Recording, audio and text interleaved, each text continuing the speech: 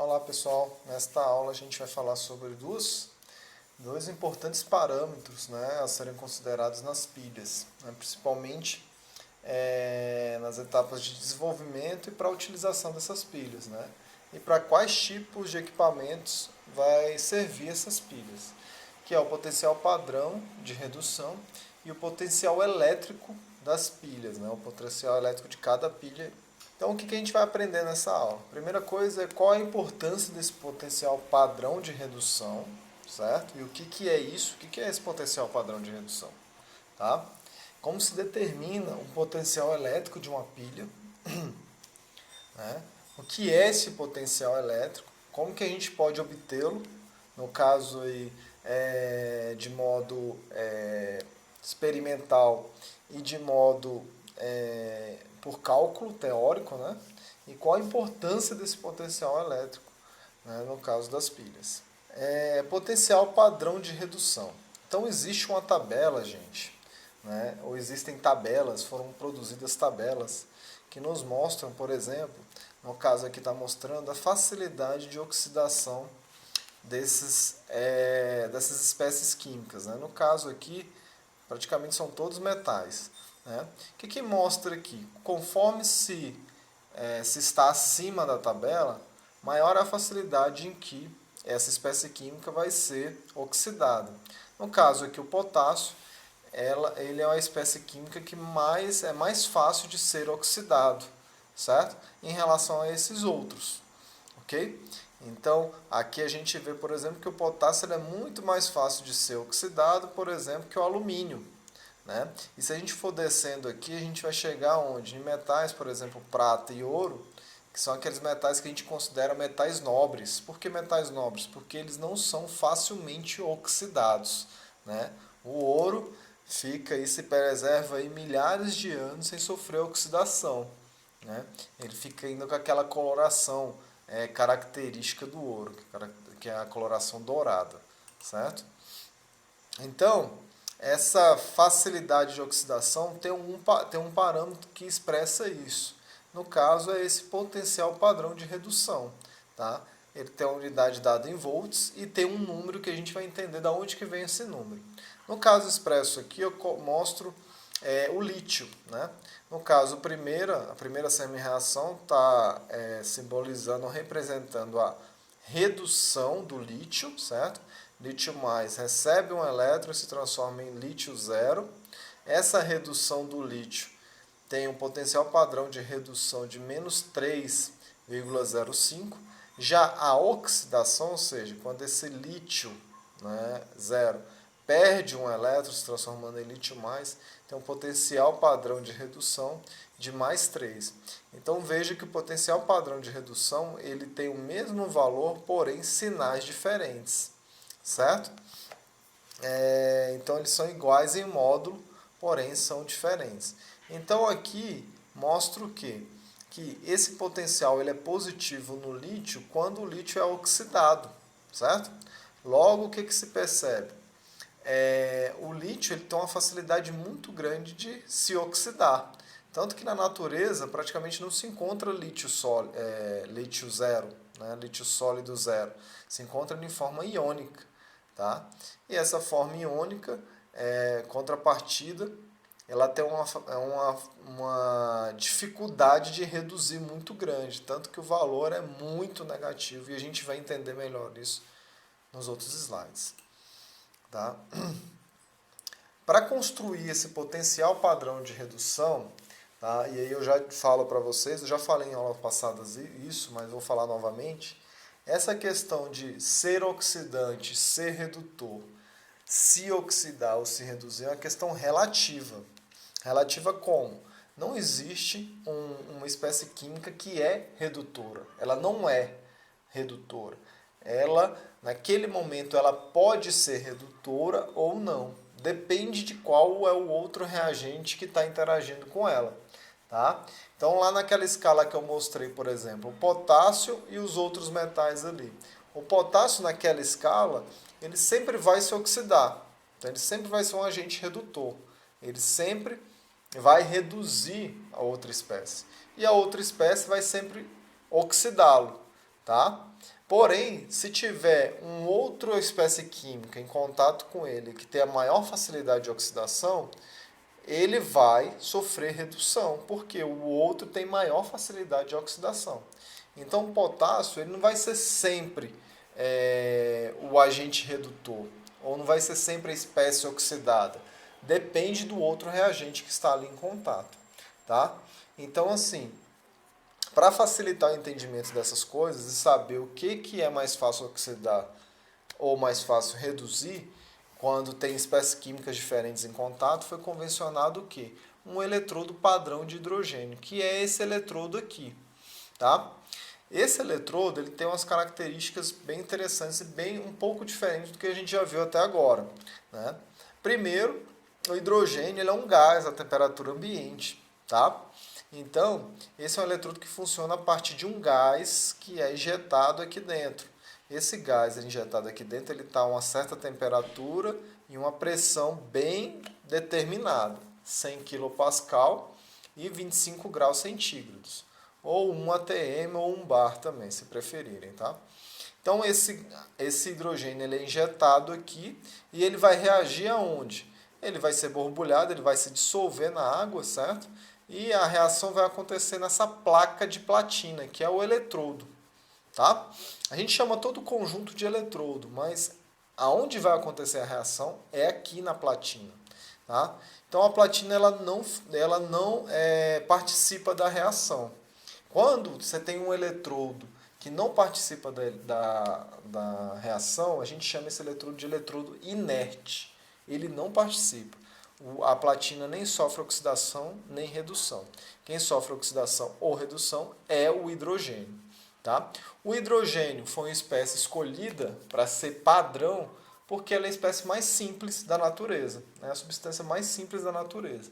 Então, assim, ela foi escolhida para isso. Então, esse eletrodo, nessas condições aqui que a gente chama de condições padrão, e sendo borbulhado ou inserida dentro de uma solução ácida a 1 mol por litro, a gente chama isso aí de um eletrodo padrão ou condições padrões do hidrogênio. Tá? E esse eletrodo ligado a outro reagente, né, a outra semicélula, ela vai ter o valor de zero. Então, ela é convencionada como um valor de zero. Tá?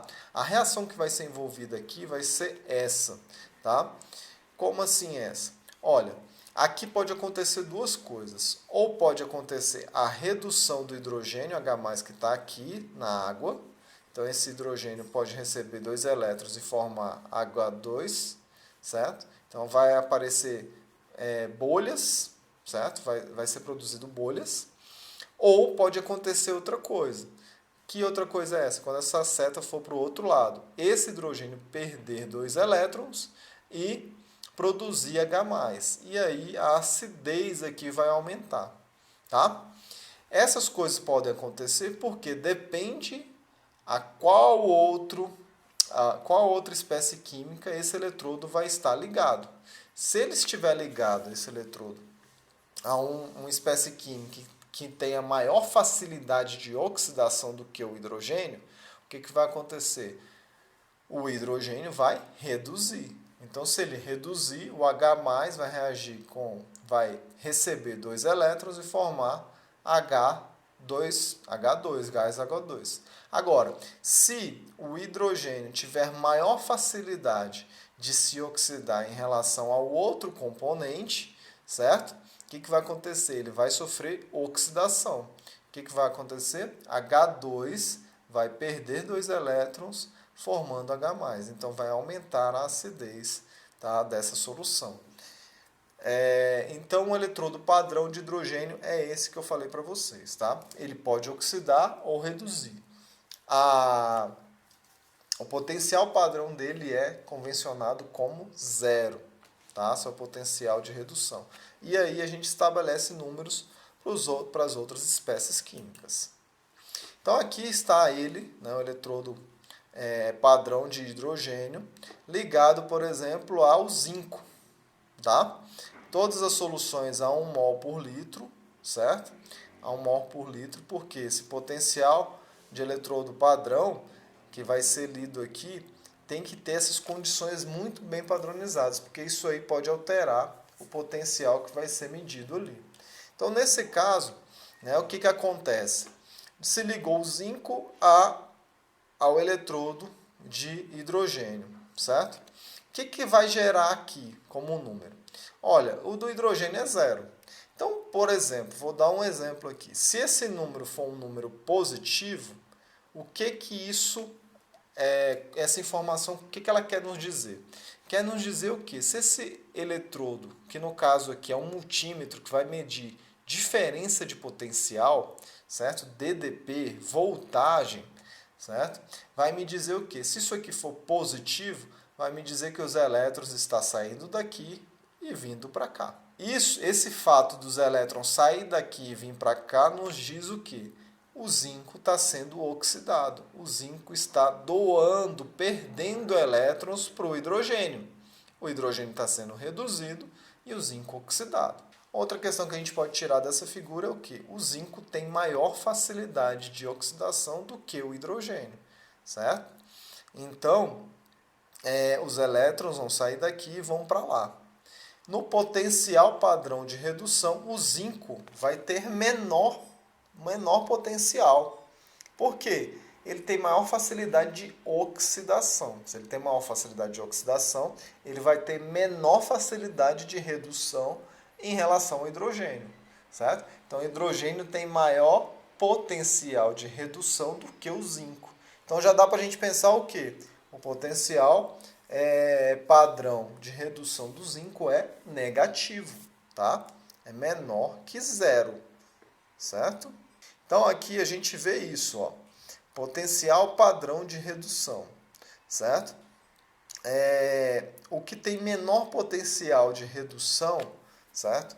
Aquela espécie química em que vai ser mais difícil acontecer a redução é o lítio, tá? Nessa escala, que é menos 3,05. Olha o zinco onde está, menos 0,76.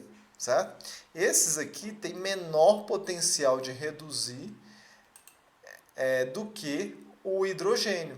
Então, todos que são negativos, se tiver ligado com o hidrogênio, o que vai acontecer com eles? Esses aqui vão oxidar e esse aqui vai reduzir.